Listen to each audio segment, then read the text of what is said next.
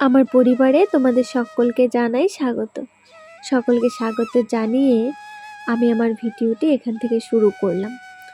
সবার কাছে অনুরোধ আমার ভিডিওটি শেষ পর্যন্ত পাশে থাকার।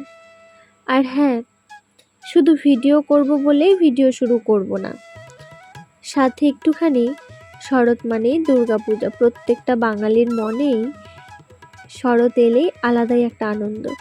চলো একটু কিছু শরতের কথা নিয়ে তারপর শুরু করি আমার ভিডিওটি। শরৎ মানে নীল আকাশে সাদা মেঘের ভেলা, শরৎ মানে শিউলি ফুল আপন মনে ঝরছে দুবেলা, শরৎ মানে হাওয়ার সাথে দুলছে কাশবন, শরৎ মানে প্রাকৃতিক রূপে মুগ্ধ করে মন। শরৎ মানে আর কি হয় জানো? শরৎ মানে সোনা রোদের ঝলমলে এক দুপুর, শরৎ মানে পদ্ম ফুলে ভরে থাকে এক পুকুর, শরৎ মানে চালের ওপর শিশির পড়ে টাপুর টুপুর, শরৎ মানে ভোরের ভেজা ঘাসে হেঁটে চলি চুপচাপ করে, শরৎ মানে দুর্গা পূজা বেড়ে ওঠা আমার শৈশব, শরৎ মানে ভেদাভেদ ভুলে আনন্দের এক উৎসব। প্রিয় শরৎকাল, তোমাকে সাথে নিয়ে আমার ভিডিওটি শুরু করলাম।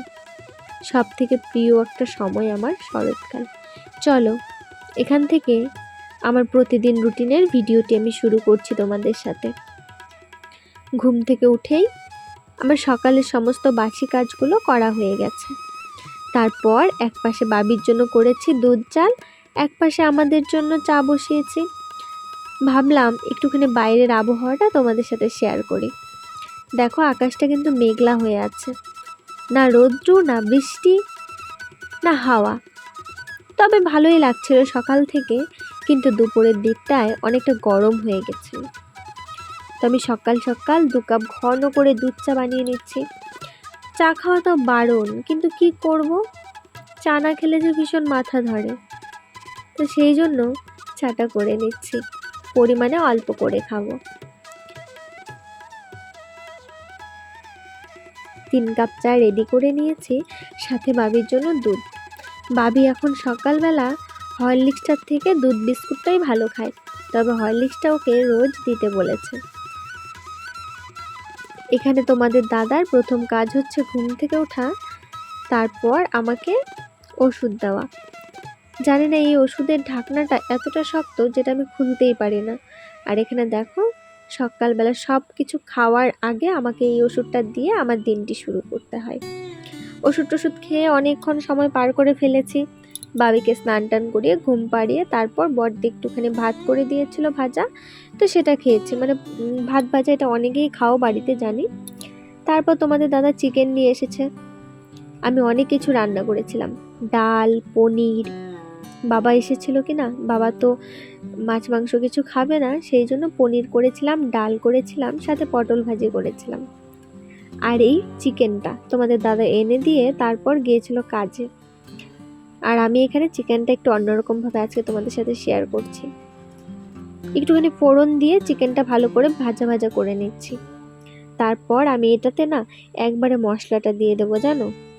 আর এই দেখো এদিকে আমার পটল ভাজা হয়ে গেছে, পনির হয়ে গেছে যেটা তোমাদের সাথে বলছিলাম, আর এখানে ডালটাও হয়ে গেছিল।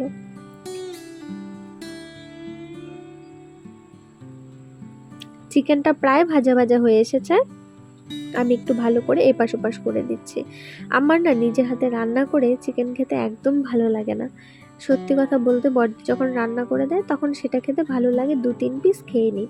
কিন্তু নিজে যখন করি না, সত্যি ভালো লাগে না খেতে, কেন জানি না, হয়তো নাড়াঘাটা করি জন্য নাকি, হতেও পারে। তো সবাই বলছিল খুব টেস্টি হয়েছে, কিন্তু বিশ্বাস করো আমার না খেতে ইচ্ছে করছিল না। আমি শুধু আলু আর একটা টুকরো চিকেন নিয়েছিলাম, তবু আমি খেতে পারিনি। আর এখানে দেখো সবগুলো মশলা এখন দিয়ে দেব।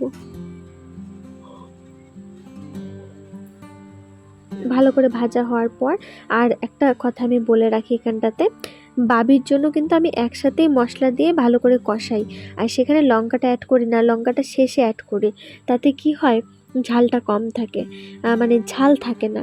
লঙ্কাটা পরে দিলে পরে সেখান থেকে কষিয়ে ভাজা করে তারপর আমি উঠিয়ে নিই, বাবির জন্য নিয়ে প্রেসারে সিটি দিই, আর তারপর এতে লঙ্কা দিয়ে দিই। আর এখানে দেখো পেঁয়াজ কিছু কুচি করে দিয়েছি, আর কিছু পেঁয়াজ এমন গোটা গোটা করে দিয়েছি, তোমাদের দাদা ভালোবাসে তো সেই জন্য।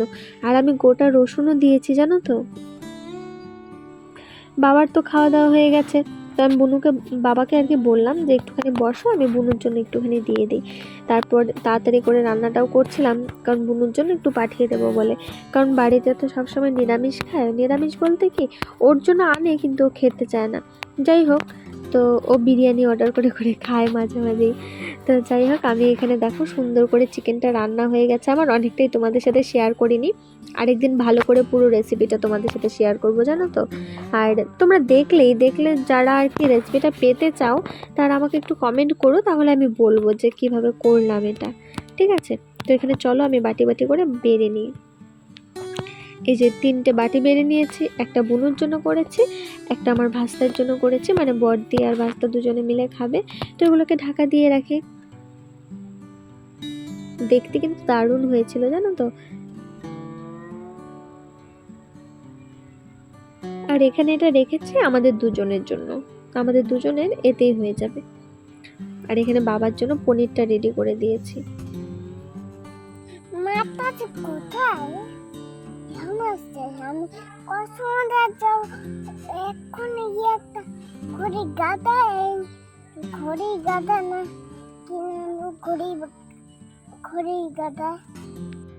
ভাবি তখন তোমাদের বললো না যে কসমো বাজার যাব, তো সেটার আমি তোমাদেরকে হুট করে না বলেই চলে গিয়েছি, আমার প্ল্যান ছিল না যাবার, তবুও যাওয়া হয়েছে।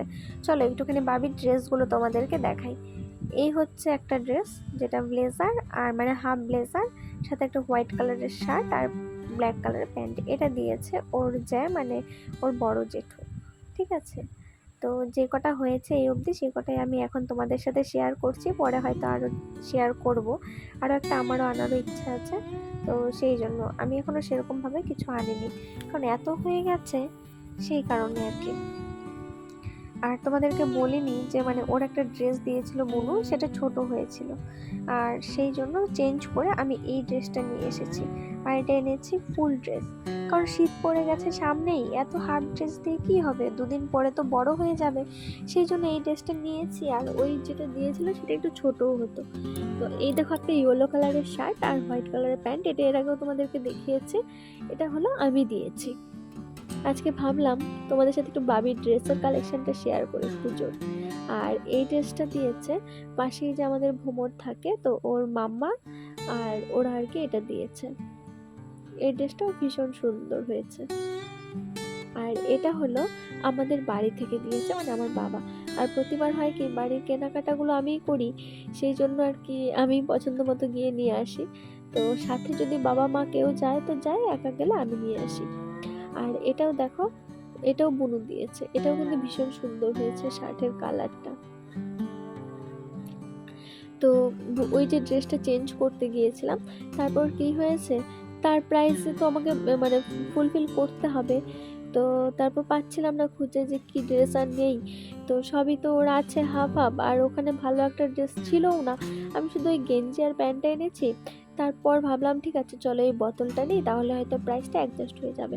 তারপর আমি বোতলটা নিলাম। বোতলটা কেমন জানো তো, ভিতরটা হচ্ছে মানে যদি আমি ঠান্ডা জল রাখি অনেকক্ষণ পর্যন্ত ঠান্ডা থাকবে, আর যদি আমি গরম জল রাখি তাহলে গরম থাকবে। তো দেখা যাক আগে গিয়ে কি হয়। ওদের কথা শুনে আমি তো নিয়ে আসলাম, আশা করা যায় ভালোই হবে। আর অনেকেও রিভিউ দিচ্ছিল, বলছিল যে না ভালোই আছে, আমরাও নিয়েছি এর আগে, তো একটু ভরসা পেয়েছিলাম। ঠিক আছে চলো আগে তোমাদের সাথে শেয়ার করব কি হয়েছে।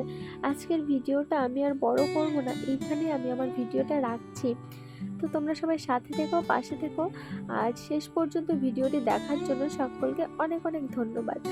আর তোমরা এভাবেই আমাকে পাশে থেকে আমাকে ভালোবেসে সাপোর্ট করে যাও। চলো ততক্ষণের জন্য টাটা, দেখা হচ্ছে আবারও একটি নতুন ভিডিওতে খুব তাড়াতাড়ি তোমাদের সামনে। তো ততক্ষণের জন্য তোমরা কিন্তু ভালো থেকো, সুস্থ থেকো, আর হ্যাঁ সবাই খুব সাবধানে থাকো, সবার দিনটি খুব ভালো কাটুক। চলো টাটা, আবার দেখা হচ্ছে কালকে।